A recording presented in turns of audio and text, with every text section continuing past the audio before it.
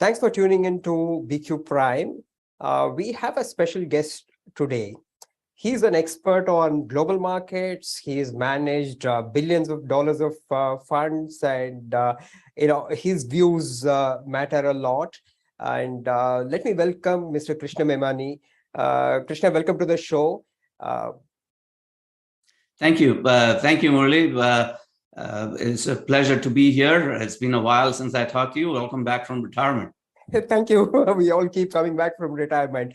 So how is your retirement and what are you doing these days? Managing again funds? Back to the same old business? I used to be the chief investment officer at Oppenheimer Funds. We sold the company to Invesco. I was a vice chairman with Invesco. I retired from there. Now, kind of a different turn. I manage the endowment for Lafayette College. We are a small liberal arts / engineering college in the Northeast. And the endowment is roughly $1 billion. And we invest in a wider array of asset classes, such as private equity, venture capital, global equities, fixed income, hedge funds, wider remit, smaller pool of capital. All right. Are you also on the board of some other funds as trustee? Sure. So I am a board of trustee member at Carillon Family of Funds. They manage roughly $70 billion in U.S. equities and U.S. fixed income across various funds and separately managed strategies. All right. Okay. So, Mr. Memani, my first question, it's an obvious one. So what do we do on Monday morning? Should we worry about Fed resuming the rate hike cycle? Should we worry about the dollar strengthening? Or should we worry about crude receding further? Well, so I think the biggest driver in the market is really the inflation situation, and in the US for sure, but on a global basis. And in that context, the thing that matters the most is really what the Fed is going to be doing quickly, and then what their plans are for the future in terms of getting to the terminal rate for their rate rising experiment, and then how long do they stay there. And the strength of the dollar is really a consequence of that Fed policy more than anything else. It matters a great deal, but the driver really is the Fed. I think the crude situation was very important when the Ukraine invasion took place, and the expectation that prices can remain very high for a long period of time. Certainly that hasn't panned out, so that concern has receded. It hasn't gone away, but it has certainly receded. Okay, so you said that they are experimenting. Do you think the Fed is going overboard, over tightening? I mean, the view or the narrative was that inflation has peaked. What is your thought? Why did you say experimenting? Well, so I use that word very deliberately because I don't think the Fed really knows what the destination is. In this sort of a situation, typically, they have an idea as to where they are trying to get to. But both core inflation, headline inflation on a year-over-year basis anyway, is so high that they really don't know where they want to get to, and more importantly, what the impact of all the things that they're doing is likely to be on the global economy. And that's why they keep talking about this tightening phase will lead to some level of economic pain without stating what that level of economic pain is likely to be. On the other hand, they're talking about a soft landing. So they're talking from both sides of their mouth without really knowing where they're headed. Very unusual situation for the Fed over the last, let's say, 2-3 decades. Right. So one of the points, or one of the important data points, is the jobs data. Now, the jobs data is not in line with what the Fed would have expected. Do you think that some adjustment, or maybe it's a lag, that is not being taken into account, and therefore you might go on the other side in an excessive manner? Well, so again, that's why it is really an experiment, because the survey data that you see in terms of inflation expectations, etc., is meaningfully lower than what the headline number is. So that's one. And the economic data is kind of turning out a lot softer than what you would expect based on where the labor market is. Those disconnects really are the two puzzling parts. So yes, the Fed is tightening. They want the labor market or the strength in the labor market to kind of soften up a little bit. Perhaps openings going down, perhaps wage growth slowing, but none of that is manifesting itself right now. And as you said, it always comes with a lag for sure. The question is that lag 3 months, 6 months? Are we going to see that weakening in the first quarter of next year? If that's the case, the Fed has probably a few more 50 basis points, if not 75 basis point tightenings to go, even after the 75 basis point that we are contemplating for September. So which means that the tightening cycle will continue for at least 6 to 8 months? Well, so I think they have made it quite clear that they want to get into restrictive territory. So restrictive territory at a bare minimum is probably north of 4%.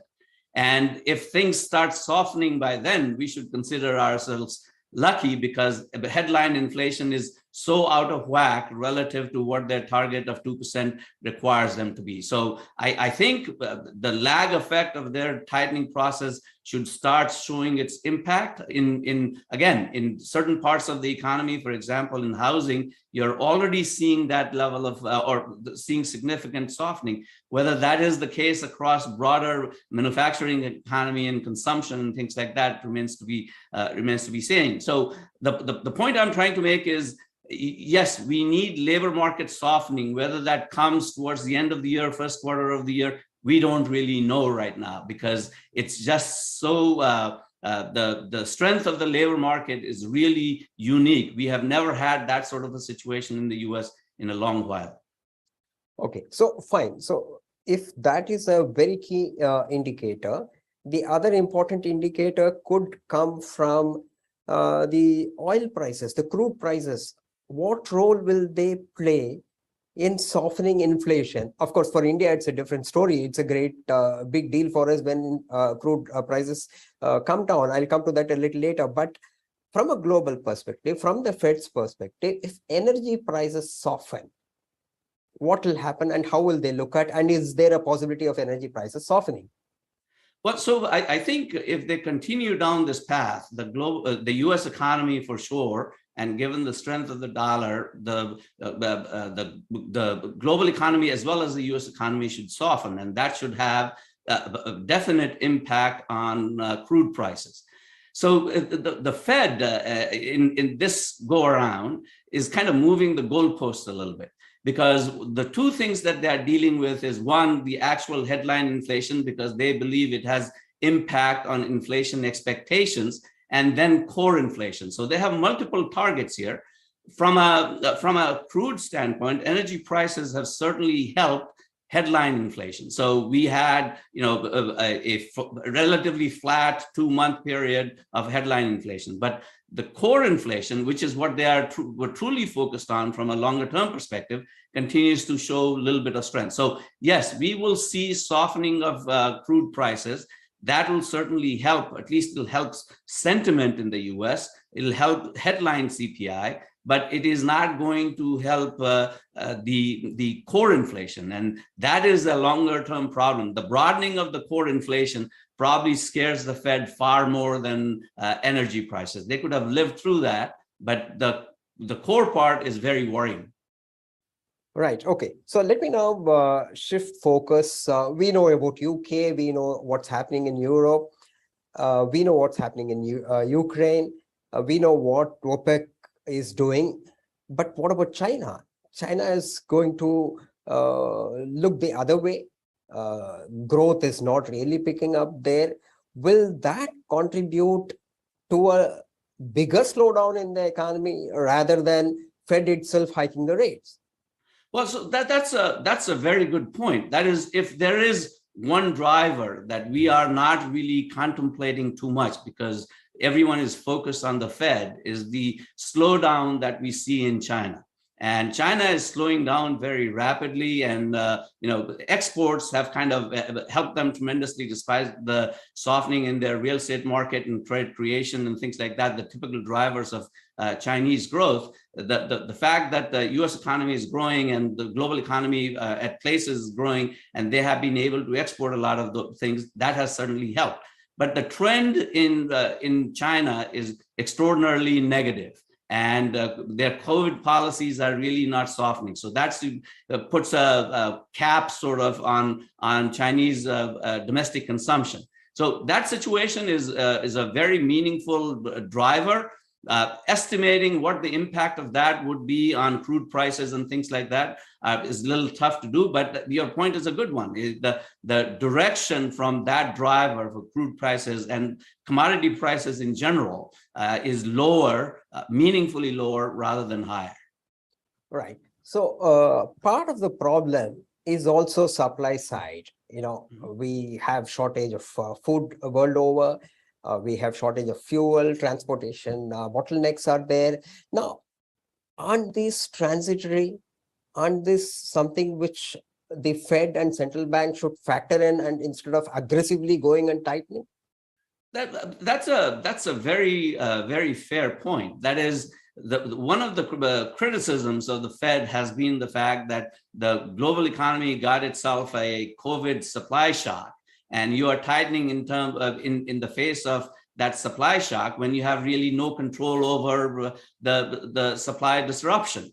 Having said that, I think that is definitely was one of the drivers, but the overall increase in house prices, food prices, the strength of the labor market definitely show that the U.S. economy was running much harder than what it needed to come out of the COVID shock. What we have had so far, though, over the last, let's say, 6-9 months, that supply issues are getting sorted out. So if you look at freight prices, if you look at the ships waiting to dock in Los Angeles, all of those situations have kind of resolved themselves. We were looking at a rail strike in the US. That has definitely gone away. So the supply situation is getting sorted out. The fuel price situation, because of the slowdown, again, on a global basis, has come down from, let's say, north of $100 to sub $100.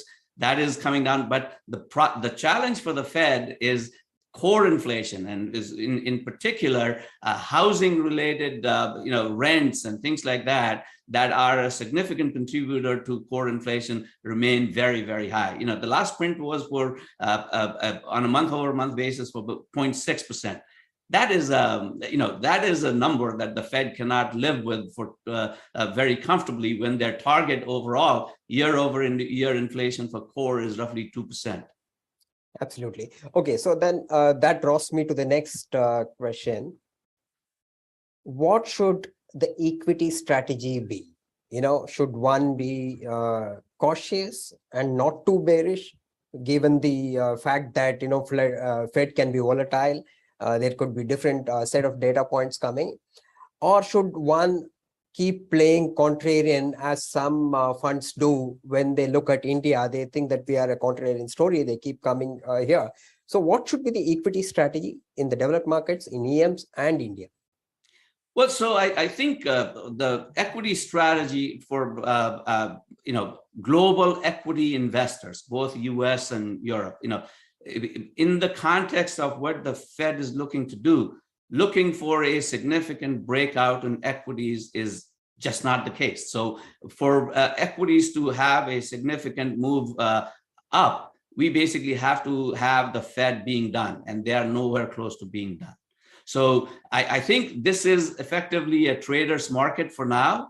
In that we are probably range bound. If you look at where the U.S. equities were in May, we are basically in the same range today, despite big moves on the upside and the downside. So it is a trader's market. The way I have kind of contemplated dealing with this is you sell a big rip up and you buy a big dip down. That's the strategy for now.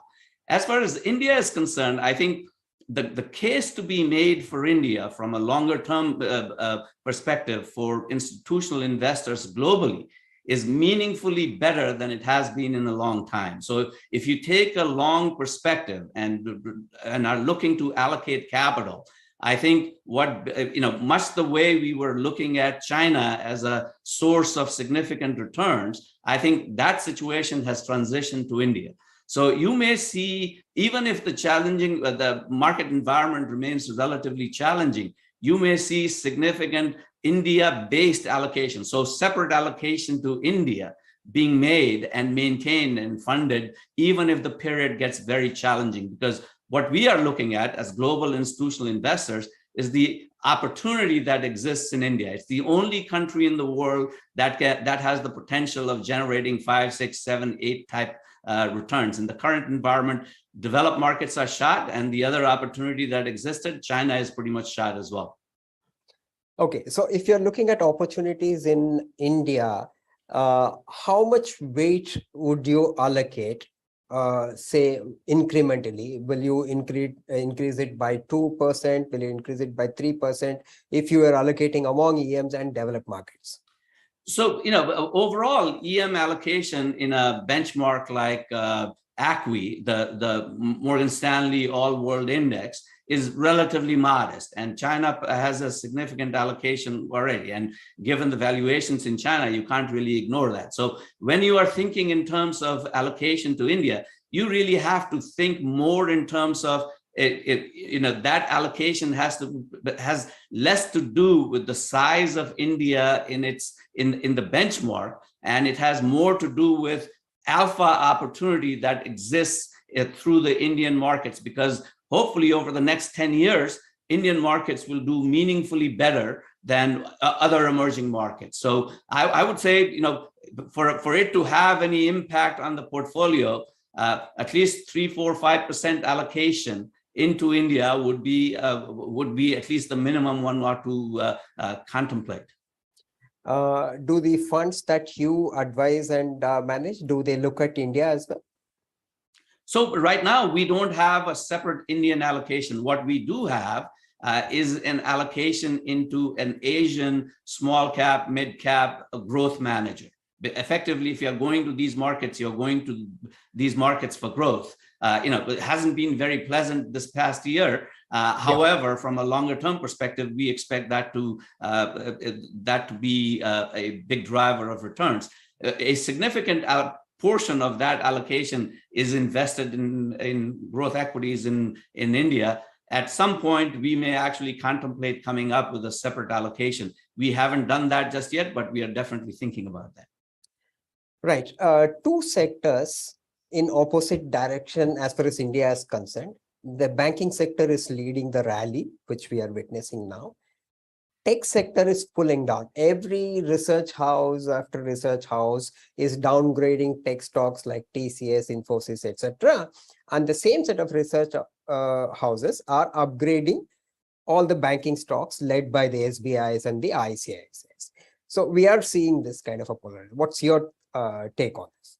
Well, so that is really not that different from what people are suggesting, even for U.S. market for that. We have had a decimation of tech valuations, somewhat deserved, because valuations had gotten out of hand, and valuations are far more realistic. Some would argue that they are still elevated. So I can see that from the current market environment. But for global investors such as ourselves, who have a 5-10 year viewpoint, and we are not really trying to deal with what the situation is today. What we are trying to deal with is what the situation is likely to be 5-10 years out. I think financialization of the Indian economy is certainly important, and banks and other such companies will do reasonably well. But our focus has to be really in the growth part of the market. So that's healthcare, that's technology. And hopefully the managers that we allocate that money to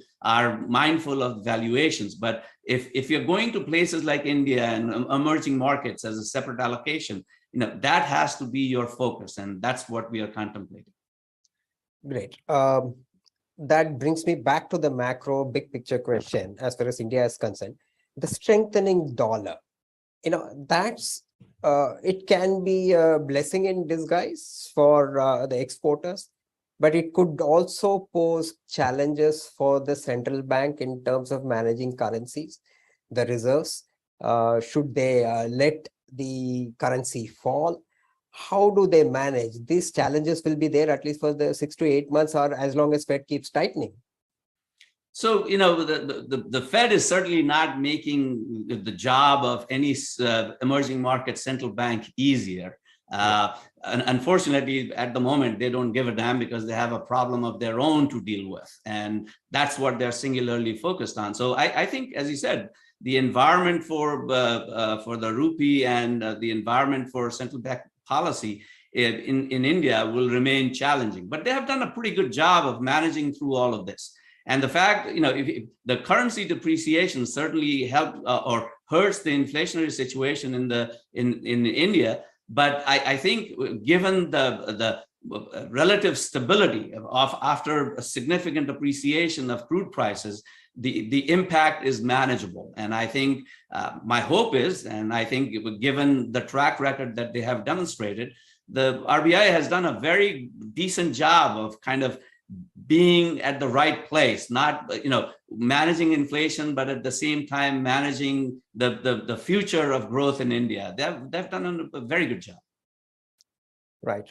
So my last question: when do you think Fed will say, okay, these are the 3-4 data points which will help us, if not pause, at least tone down their hawkish stance?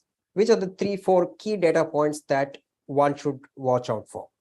Well, so I think initially Powell had articulated that he was focused on headline inflation.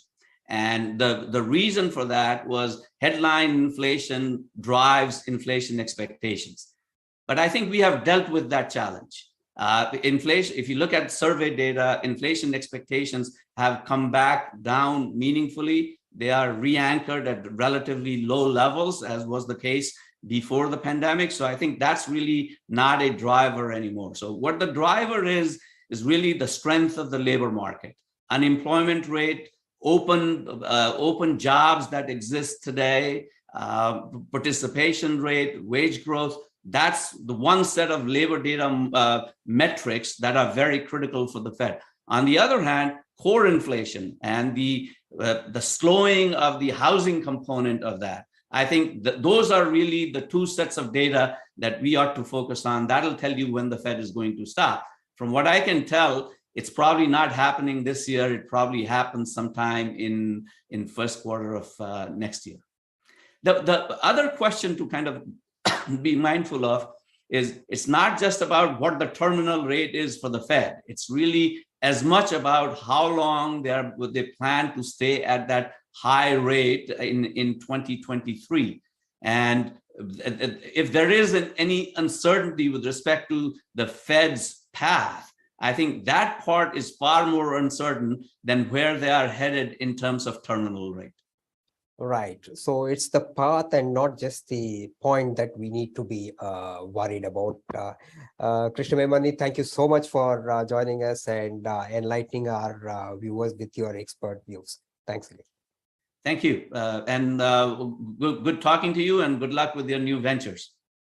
Thank you so much.